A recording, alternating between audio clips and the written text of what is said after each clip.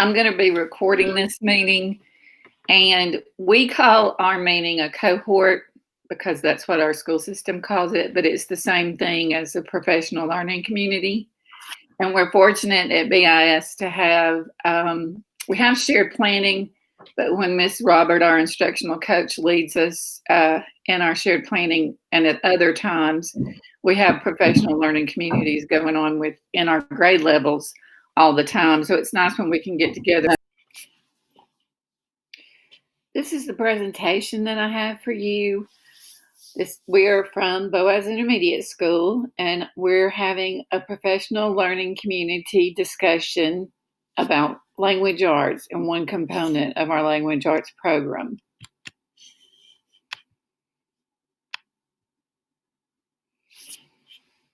The agenda for today for our ELA cohort on December 2nd, 2020, this professional learning community's topic will be Windsor Learning, the Sunday Essential Learning Upper Elementary Phonics Program.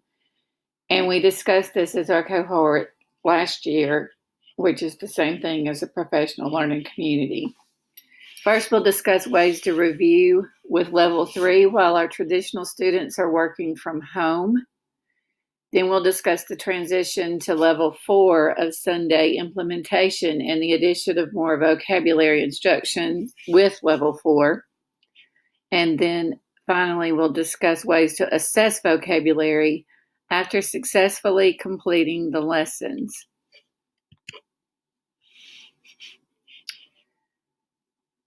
We need to review with Level 3 while traditional students work from home.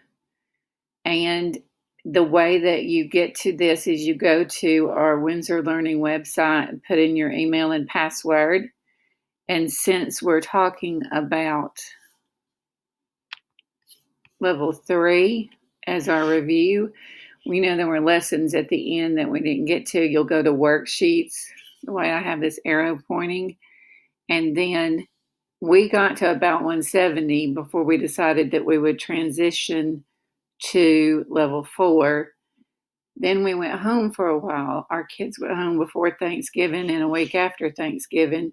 So if we're going to be traditional anymore, we're going to go back to these lessons we didn't get to, which was about 171 to 180. And you'll click on one of those lessons. I clicked on 177. And this is what the worksheet looks like. And what Miss Roberts asked us to do was to make sure the kids, which I know they all do because we've been using it, use Cami to manipulate and type on the worksheet.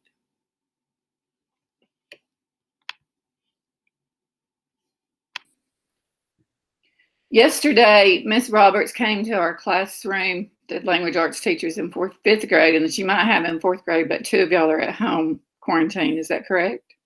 Yeah. And she made a suggestion that if we wanted to do Sunday at home, of course, we couldn't do a full lesson, and she left it up to us. But in case y'all didn't look at what, did she come down there and say this to you, Brianna? She did tell me something, about that. We can talk now about how, since we're transitioning from Level 3 to Level 4, how we are going to still complete many of the affixes that is part of the word building program with Sunday and transition into other vocabulary that doesn't work just with prefixes and suffixes, but to build vocabulary. I wanted to talk with you all about we were hoping, because vocabulary is always one of our lower categories that we need improvement in, and Ms. Roberts talked to us about throwing the vocabulary in with the Level 4 that we started. So when we do get back and we're all in the classroom and we're having our routines again, I wanted us to talk about and share, because last year we got a lot of benefit of watching each other teach and see how everyone did things. So if we could just share on this professional learning community time what we're doing with the vocabulary. So one thing I've done with vocabulary, especially this year, is I've started picking out one of the words on the read word screen and telling them the meaning, and then I would ask them, okay, what means, and then I would say the meaning again, and then they would repeat the word back to me. Those routines are important. Mm-hmm. Do anyone else have a different routine? On the read words, I've just really focused on picking, 5 words that have some affixes and going over the meanings of the words using the affixes. Yeah, I've done the same thing as Jeannie. I've tried to find a word with a prefix or a suffix and use the meaning of the prefix or the suffix to help determine the meaning of the word. Okay. I've been picking a few words, and sometimes we were all doing the prefix and suffix with the level 3. It had good instruction for the affixes, but I've been picking some words too, like Jennifer said, that I just have them do a routine where they hear me say the meaning, then they repeat the meaning. Then I'll ask them which word means, and I'll say the definition, and they repeat the word back. When we're all back in our classrooms, and we hopefully get to stay there for quite a while, and we're back in our regular Sunday routines, can we talk about suggestions of how we can assess vocabulary development?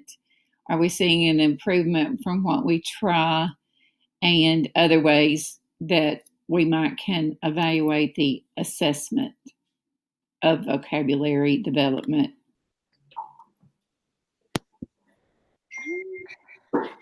I almost wonder if we need to come up with some sentences that has some of the vocabulary words we've touched on, and have them explain the meaning of the sentence. So, like if the word was the band was dismantled, say, well, what happened to the band? And they have to say it was taken apart. That's a good idea. Yeah, that is good. Mm-hmm. Yep. And then possibly with our iReady reports, we might hopefully see some improvement in vocabulary. How we can, of course, their iReady path helps them with vocabulary, and it's from the same company when they're doing their own path. But, we can hope to attribute some of it to the Sunday vocabulary that we're doing also. Also, sometimes with the sentences, I try to see if there's a context clue that might also help to the meaning word. There's not always a context clue, but sometimes there are, so I try to point that out. The final thing I want us to discuss has to do with our current assessment practices with the after every 5 lessons, Sunday has them spell words using the phonics rules that they've learned and the prefixes, suffixes. Jennifer and I had some thoughts on that. And we've talked with Jeannie, and then I went down and talked with Brana.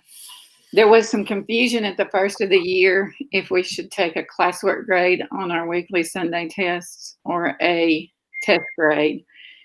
And Ms. Roberts wanted us to be consistent across 4th and 5th grade. But I was the errand girl that went to everyone to see which way they were putting them in. And 4th grade was putting them in as test grades. And Ms. Prince felt like she thought we did that last year. But Jennifer thought that she remembered us doing it as classwork grades, which classwork is 30% and test grade, of course, is 70%. And I went ahead and put it in as test grade because Ms. Roberts wanted us to be consistent. But Jennifer and I had some deep feelings about and reasons that we'll share that we wonder if y'all would consider classwork grades. One is, like, I have a little boy, I won't say his name, that used to be in special education, and he kind of graduated out of it. He doesn't go anymore. And his interference is not phonics, but his comprehension is very low. And so he's going to make that 95 and 100 on the Sunday test every week. And I don't want him to make really low on any, as his final grades, but it kind of off balances him. And then students who just are natural readers and they make really well every week, but sometimes don't give their best, even though they are good at comprehension. Jennifer, did you have some thoughts on that too? Yeah, my worry with doing it as an assessment grade, which I'm open to doing it however we all agree. But my worry is that it's inflating some of my students that are on PST and on watch. If I put it in as a assessment grade, it's making their class grade look like they're making B's and C's and A's and B's on their midterm and progress report, when really they're making D's, C's, and D's is what they should be making according to reading assessment. I feel like Sunday is inflating their grades a good bit, and it's making it more difficult for me to justify the student being tested for special ed when they really need that testing, especially before they go to middle school. Are you guys seeing that at all, that it's inflating your grades with putting it in as an assessment, or are your kids doing the same across the board? I mean, I guess it's basically kind of the same across the board, because I have to, I have to give them accommodations to support every single, assessment or grade I give them. Does that make sense? So it's not like one is kind of making it look more than the other. Does that make sense? Do you accommodate for Sunday? Well, I have before. Not always. There are a few that I have to kind of pull back for an assessment, but I don't know. What do you think, Amy? I think it's sort of a just straddle the fence kind of thing. I want to throw out there too that I'm fine if we want to stay with assessments.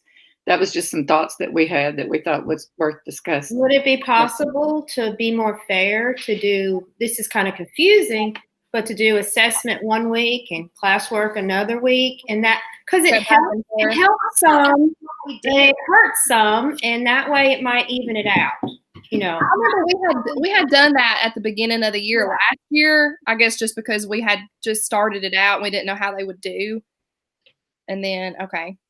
I couldn't hear Brana. You're not very loud. I was saying, I thought that's the way we did it last year. Oh, okay. I didn't remember. I didn't know if we were just doing that for a little while because it was new, or I wasn't sure. I didn't. Okay. That would be a good idea. We could do that. I had forgotten about that. I've been counting all assessment this year, but we did last year. We alternated. Yes. Oh, okay. Well, I'm glad y'all remember that. We didn't do that all year long, did we? I thought we just. I did. We did. Yeah, I did too. Okay. And completely forgot this year. Okay. Well, I think we're so busy that we don't have opportunities to talk, and so that's why it's hard to keep everything the same sometimes. Mm-hmm. Yeah, Brana, I'm glad you brought that up, because I had completely forgotten about the alternating until you said that, and that would take away their grades being inflated or necessarily harmed, because I've had some kids where their phonics is so low, but they can make it through a reading test, and their Sunday could bring them down. Okay, I'm going to thank y'all for doing this with me.